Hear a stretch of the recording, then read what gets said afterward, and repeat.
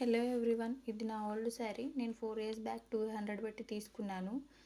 దీంతో ఇప్పుడు umbrella frock stitch చేద్దామని అనుకుంటున్నాను. ఫస్ట్ పైన పార్ట్కి క్లాత్ తీసుకొని 4 ఫోల్డింగ్స్ వేసుకోవాలి. ఫోల్డింగ్ మన వైపు ఉండేలా చూసుకోవాలి. ఓపెన్ పార్ట్ ఏమో ఆపోజిట్ వైపు ఉండాలి. టోటల్ చెస్ట్ లూజ్ వచ్చేసి 36, అందులో బై 4 చేస్తే 9 ఇంచెస్. సో 9 ఇంచెస్ పెట్టుకున్నాను. హైట్ వచ్చేసి 15 పెట్టుకున్నాను.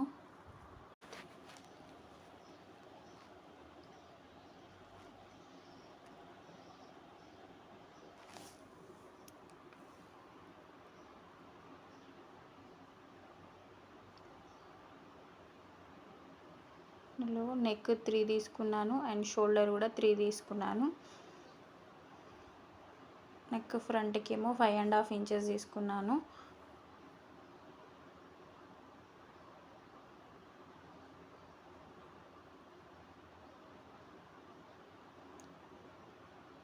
ఆర్మ్ హోల్ వచ్చేసి 6 తీసుకున్నాను.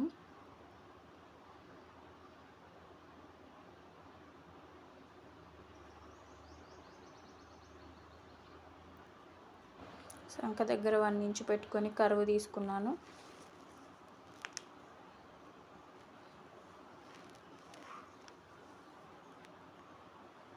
నైన్ ఇంచెస్కి మళ్ళీ ఒక 2 ఇంచెస్ కుట్ల కోసం తీసుకున్నాను.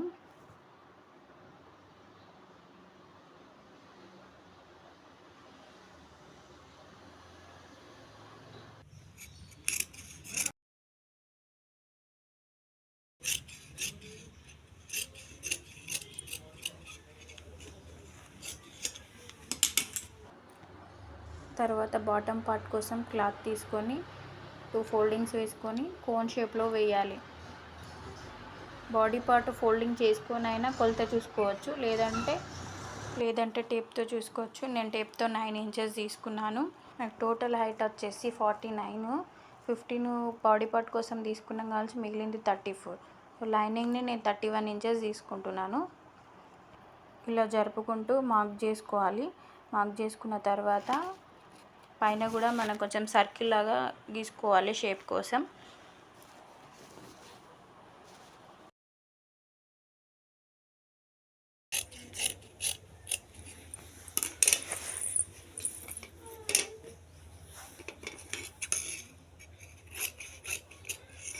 మెయిన్ క్లాత్ పైన లైనింగ్ వేసి కట్ చేసుకోవాలి. బాటమ్ పార్ట్లో శారీ 4 ఫోల్డింగ్స్ వేసుకోవాలి. ఒక సైడ్ టోటల్ ఫోల్డింగ్సే ఉండాలి, ఒక సైడ్ టోటల్గా ఓపెన్ వస్తుంది. అలా వేసుకొని మార్క్ చేసుకోవాలి. నేను లైనింగ్ 31 ఇంచెస్ తీసుకున్నాను. మెయిన్ ఫ్యాబ్రిక్ వచ్చేసి 34 ఇంచెస్ తీసుకున్నాను. 34 ఇంచెస్కి మార్క్ చేసుకుంటున్నాను.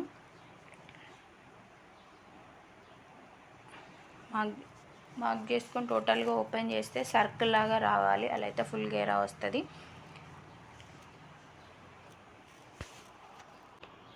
అండ్ నేను కట్ చేస్తున్నప్పుడు కింది వైపు కొంచెం క్లాత్ మిగిలింది, దాంతో మా పాపకి స్టిచ్ చేస్తాను. బాడీ పార్ట్ని ఇలా పిన్స్ పెట్టుకొని కుట్టితే అటు ఇటు కదలకుండా ఇలా నీట్గా వస్తుంది, జారిపోదు. ఫ్రంట్ పార్ట్ బ్యాక్ పార్ట్ ఇలా రెడీ చేసుకొని ప్రిల్స్ పెట్టేసుకో. తర్వాత బాటమ్ పార్ట్ ఇలా కుట్టు వేసుకొని పల్టాయించి కుట్టుకోవాలి. అలా అయితే దారాలు కూడా లేవకుండా ఉంటాయి, ఏమైనా కుచ్చుకపోకుండా కూడా ఉంటుంది. తర్వాత షోల్డర్స్ జాయిన్ చేసేసుకుంటున్నాను. Body part and bottom part రెండు మంచి మర పెట్టేసి రివర్స్లో కుట్టు వేసుకోవాలి. రెండు మంచి మరనే ఉండాలి, పెట్టేసుకొని కుట్టేసేసుకోవాలి.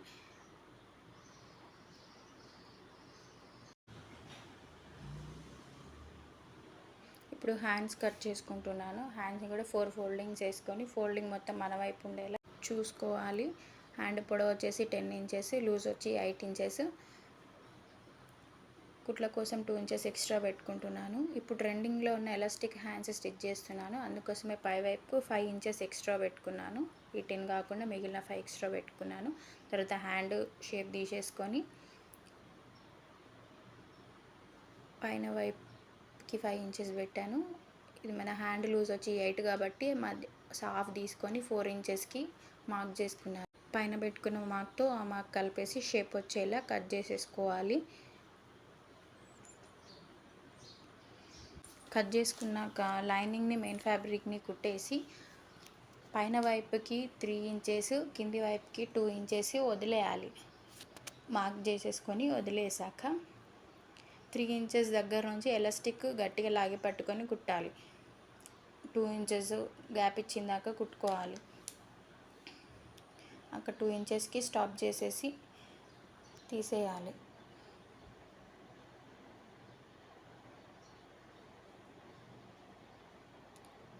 పైన వైపు మనం 5 ఇంచెస్ పెట్టుకున్నాం కదా, దాన్ని పైన కుచ్చులు పెట్టేసుకోవాలి. ఈ హ్యాండ్ డిజైన్ నేను సపరేట్గా వీడియో తీస్తాను. వేరే కుచ్చులు పెట్టేసేసుకొని ఒక హ్యాండ్ జాయిన్ చేసేస్తే సరిపోతుంది. హ్యాండ్ జాయిన్ చేశాక మెయిన్ క్లాత్ స్టిచ్ చేసేసుకోవాలి ఇలా స్ట్రైట్గా. అండ్ మెయిన్ క్లాత్కి లైనింగ్ స్టిచ్ చేసుకోవాలి. అలా అయితే మనకి ఫ్రీగా ఉంటుంది. సో ఫస్ట్ మెయిన్ క్లాత్ చేసేసుకున్న తర్వాత మళ్ళీ లైనింగ్ని స్టిచ్ చేసేసుకోవాలి. తర్వాత ఇక కిందికి పీకో చేసేసుకోవాలి. పీకో మిషన్ అవైలబుల్గా ఉంటే పీకో, లేకపోతే నార్మల్ మిషన్తో కూడా స్టిచ్ చేసేసుకోవచ్చు. పీకో చేస్తే కొంచెం నీట్గా ఉంటుంది. లాస్ట్ ఫ్రాక్ అయితే ఇలా వచ్చింది. అండ్ మా పాపకు కూడా ఫ్రాక్ స్టిచ్ చేశాను మిగిలిన క్లాత్తో. హ్యాండ్స్ ఇలా వచ్చింది. నేను యూట్యూబ్లో వీడియో అప్లోడ్ చేయడం ఫస్ట్ టైం. ఈ వాయిస్ ఓవర్ కానీ వీడియో ఎడిటింగ్ కానీ నాకు తెలియని ప్రాసెస్. అందుకోసం సింపుల్ డిజైన్తో స్టిచ్ చేశాను. నెక్స్ట్ టైం నుంచి లేటెస్ట్ డిజైన్స్ అన్నీ పోస్ట్ చేస్తాను. Thank you for watching.